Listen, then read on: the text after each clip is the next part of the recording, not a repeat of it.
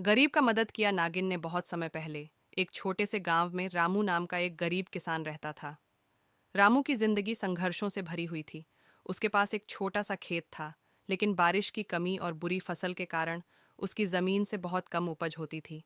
घर में खाने के लाले पड़े हुए थे और कर्ज का बोझ भी बढ़ता जा रहा था। उसके पास न तो ठीक से पहनने के लिए कपड़े थे और न ही अपनी पत्नी और बच्चों का पेट भरने का साधन। रामू हमेशा भगवान से प्रार्थना करता कि उसकी मुश्किलें खत्म हों। वह मेहनती और ईमानदार था, लेकिन किस्मत ने उसका साथ छोड़ दिया था। जंगल में नागिन से मुलाकात।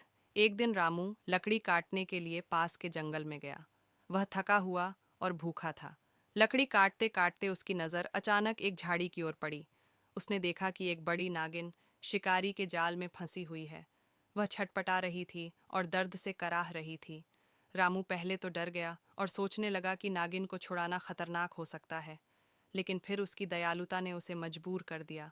रामू ने अपनी कुल्हाड़ी से जाल को धीरे धीरे काटा और नागिन को आज़ाद कर दिया। नागिन ने राहत की सांस ली और रामू से कहा, हे इंसान, तुमने मेरी जान बचाई है। मैं एक साधारण नागिन नहीं हूँ, बल्कि मैं एक दिव्य शक्ति से संपन्न हूँ। मैं तुम्हारा यह उपकार कभी नहीं भूलूंगी।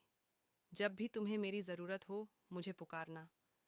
नागिन का आभार। रामू ने इसे भले ही चमत्कार समझा, लेकिन वह अपने काम में लग गया।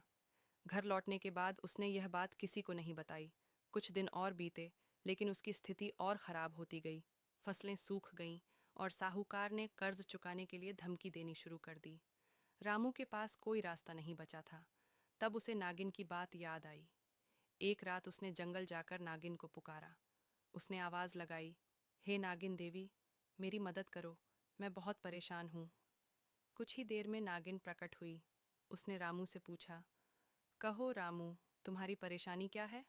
रामू ने अपनी स्थिति बताई और कहा कि उसके पास अब जीने का कोई साधन नहीं बचा है।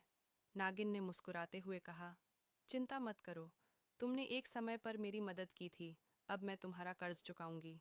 नागिन का चमत्कार। नागिन ने अपनी पूंछ से एक चमचमाता हीरा निकाला और रामू को दिया। उसने कहा, यह कोई साधारण हीरा नहीं है। इसे बेचकर जो धन मिलेगा, उससे तुम अपनी जिंदगी सुधार सकते हो। लेकिन याद रखना, इस धन का इस्तेमाल सिर्फ नेक कामों के लिए करना। लालच मत करना और हमेशा ईमानदारी से काम करना। रामू ने हीरा लेकर शहर में बेचा। हीरे से उसे इतना पैसा मिला कि उसने अपने कर्ज चुकाए, अपनी जमीन ठीक करवाई और खेती के लिए अच्छे साधन जुटाए। उसने मेहनत से खेती करनी शुरू की और जल्द ही उसकी फसलें लहलहाने लगीं। रामू ने गांव के दूसरे गरीब किसानों की भी मदद की। ईमानदारी का इनाम। रामू की सादगी और ईमानदारी देखकर नागिन बहुत प्रसन्न हुई।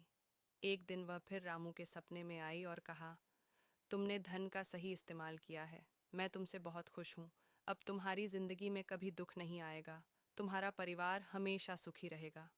रामू की मेहनत और नागिन की कृपा से वह गांव का सबसे समृद्ध और सम्मानित व्यक्ति बन गया।